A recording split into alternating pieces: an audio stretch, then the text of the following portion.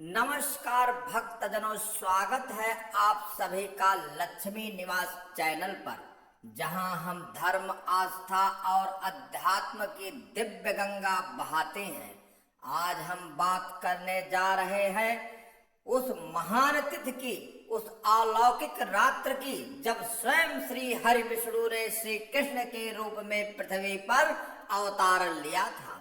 वह रात केवल एक जन्मदिन नहीं थी, वह थी अधर्म पर धर्म की विजय की घोषणा, अन्याय पर न्याय की मोहर और अंधकार में प्रकाश की पहली किरण। प्रिय भक्तजनों, कृष्ण जन्म अष्टमी का पर्व केवल एक उत्सव नहीं है, यह एक आध्यात्मिक अनुभव है। यह वह रात है जब मथुरा की काल कोठरी में बंदी गृह की कठोर दीवार के बीच एक माँ ने परमात्मा को जन्म दिया। वसुदेव और देवकी की गोद में स्वयं ब्रह्मा, विष्णु और महेश का सार प्रकट हुआ। वह क्षण इतना दिव्य था कि सारी सृष्टि थम गई। आकाश में देवताओं ने पुष्प वर्षा की, यमुना ने अपनी धार बदल दी और कारागार के ताले स्वयं खुल गए। यह ईश्वर की इच्छा का प्रमाण था कि जब धर्म खतरे में है तो भगवान स्वयं अवतार लेते हैं। 2025 में यह पावन तिथि आएगी, 16 अगस्त की रात। यह वह शुभ रात्रि होगी जब अष्टमी तिथि और रोहिणी नक्षत्र का संयोग भक्तों को प्रभु श्री कृष्ण के चरणों में लीन होने का अवसर देगा।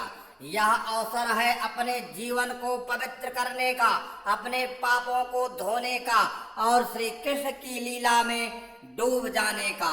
इस दिन उपवास, भजन, कीर्तन और श्री कृष्ण की झांकियों का आयोजन होता है, जिसमें संपूर्ण वातावरण एक आध्यात्मिक ऊर्जा से भर जाता है।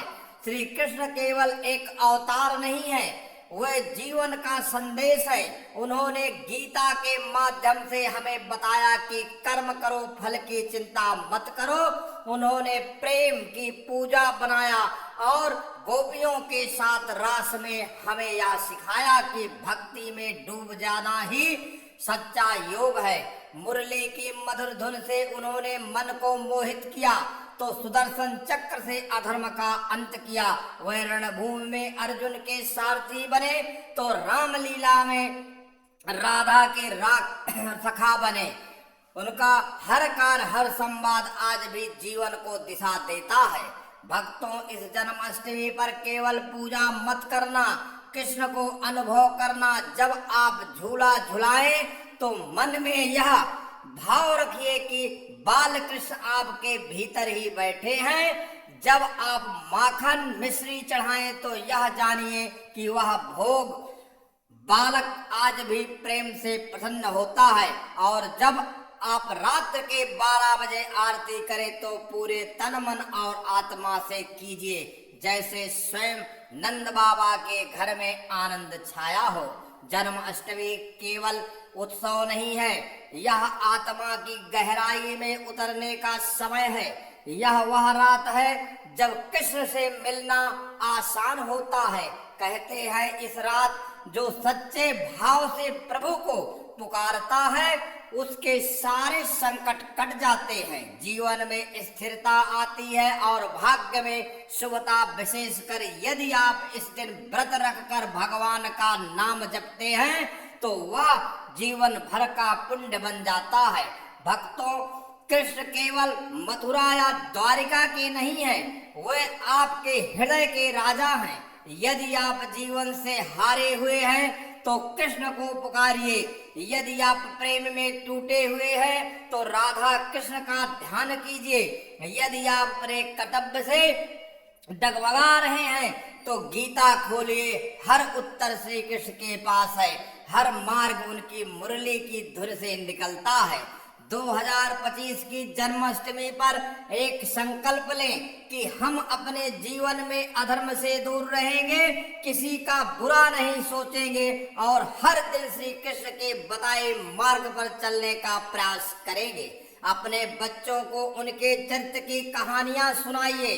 युवाओं को गीता का ज्ञान दे और घर में रास लीला के रंग भरे और अंत में जब रात के 12 बजे और भगवान का जन्म हो तो दीप जलाएं, घंटी बजाएं, आरती करें और अपने मन के भीतर उस ईश्वर का स्वागत करें जो सृष्टि का आधार है, जो जीवन का सार है और जो प्रेम का सच्चा रूप है, श्री कृष्ण।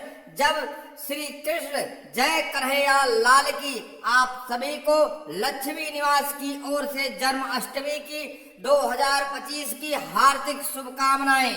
अगर आपको यह वीडियो पसंद आए तो इसे जरूर लाइक करें, चैनल को सब्सक्राइब करें और कमेंट में जय श्री कृष्णा लिखकर हमारे साथ इस भक्ति को साझा करें। प्रिय भक्तजनों, ऐसी ही जानकारी लेकर मैं जल्द ही उपलब्ध होंगे आप लोगों के स्वागत में। आप सभी को कोट कोट प्रणाम। हर हर महादेव। धन्यवाद।